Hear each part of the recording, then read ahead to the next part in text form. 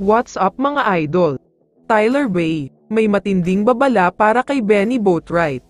Pero bago mo sana ipagpatuloy ang panonood mo, ay huwag mong kalimutan na mag-subscribe bilang suporta sa aking YouTube channel. Maraming salamat idol.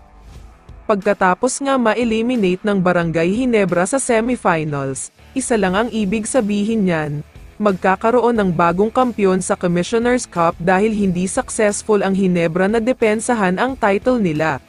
Kaya naman dahil sa isang convincing win na nakuhang panalo ng Magnolia Hotshots kontra sa Phoenix, ay aabante na sila sa finals at makakalaban nga nila dito ang kanilang sister team na San Miguel Beermen. Halos lahat ng mga PBA fans ay sobrang excited na talaga sa laban na ito. Dahil ang dalawang team na ito ay talagang namayagpag ngayong Commissioner's Cup, kaya naman palakasan at pagalingan ang laban. Maraming mga fans ang gustong makita ang iba't ibang match-up ng mga players, at isa nga sa pinaka-inaabangan nila ay itong dalawang import ng magkabilang teams, ito nga ay sina Tyler Bay at Benny Boatwright. Kung hindi ako nagkakamali, sila din ang dalawang nangunguna para sa Best Import of the Conference Award.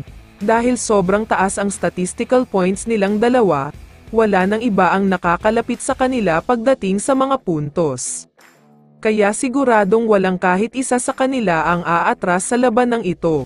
Kaya naman pagkatapos manalo ng Magnolia Hotshots sa Phoenix, may napakabigat na sinabi ang kanilang import na si Tyler Bay tungkol kay Benny Boatwright.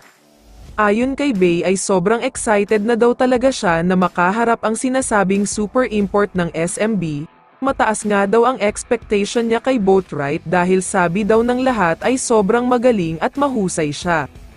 Pero ayon kay Bay, kung malakas ang import ng SMB, siya rin naman daw ay hindi pwedeng maliitin ng kahit na sino dahil lalaban daw talaga siya. Lalaban rin daw ang mga kakampi niya at alam niyang may laban talaga ang Magnolia dito. Kung ako naman ang tatanungin, papalag nga talaga ang Magnolia dito, dahil kung gaano katindi ang SMB sa opensa, ganun naman katindi ang Magnolia sa depensa. Kaya naman match na match talaga ang final series na ito. Sa nakikita ko nga ay mahabang serye talaga ito at baka umabot pa ng Game 6 o 7 dahil sa tindi ng magiging bakbakan. Tulad ng ibang mga fans ay excited na rin ako sa finals na ito kaya abangan nating lahat yan. Kaya naman kung ikaw ang tatanungin idol, ano ang masasabi mo sa dalawang import na ito? I-comment mo naman ang sagot mo sa tanong na ito. So dito na nagtatapos ang video na ito. Maraming salamat sa pagsuporta at panonood mga idol. Ingat at bye-bye.